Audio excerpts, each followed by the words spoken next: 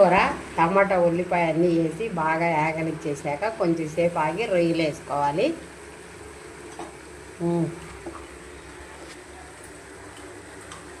అల్లం తెల్లగడ్డ పేస్ట్, పసుపు, కారం వేసి బాగా కలపెట్టాలి.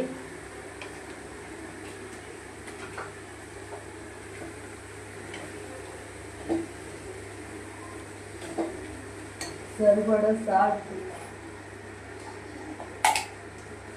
సాల్ట్